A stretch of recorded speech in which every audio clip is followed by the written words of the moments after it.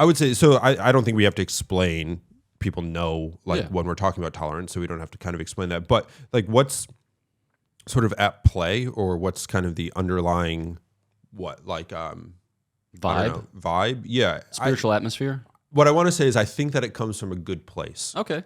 Generally, Okay. I think that it's the sort of contemporary blah blah blah idea of tolerance and enacting tolerance is very misguided, and if we want to use like a classical word like disordered, because we also have to ask the question, and I'm sure we'll talk about it. It's like to what end? Like what with anything? Here's X, and what is it supposed to accomplish? Yeah.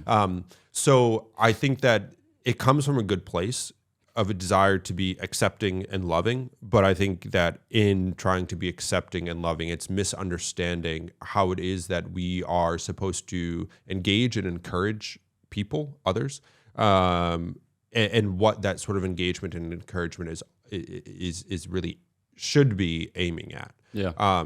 So I do want to affirm like the goodness that's at heart, I think. Yeah. No, I think that, like the kind of vague cultural narrative is that there were times in humanity's history where people did bad things to each other, whether that's for reasons of creed or reasons of social or political ideology or reasons of whatever. And like one person imposed upon another or visited violence upon another, one group imposed upon another or visited violence upon another.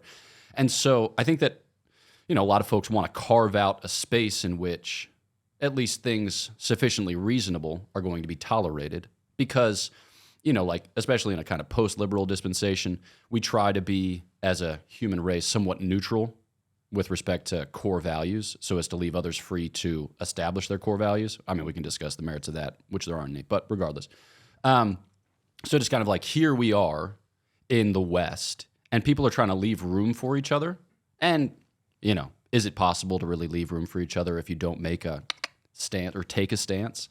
I think it's exceedingly difficult to do so. But in certain regards, I think that people would celebrate their rights or their kind of duties and responsibilities. So I think that, in trying to identify the good place from which it comes, I think people are trying to create space in the public square or in civil society so that people can disagree while minimizing conflict, or people can disagree in a way that they feel safe, not aggressed, not, as it were, menaced. So it seems like what's really at stake here is a kind of freedom to self-define, to pursue whatever, and then a kind of peace or minimization of conflict. So then I think that we can talk about Christian resources for attaining these goals, because I think what we found, especially with the devolution of the discourse in the last 10 years or 25 years or 50 years, is that it's unsustainable.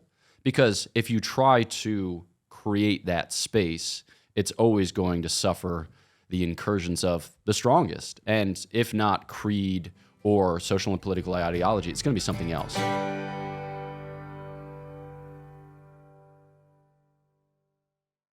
Father Jacob-Bertrand.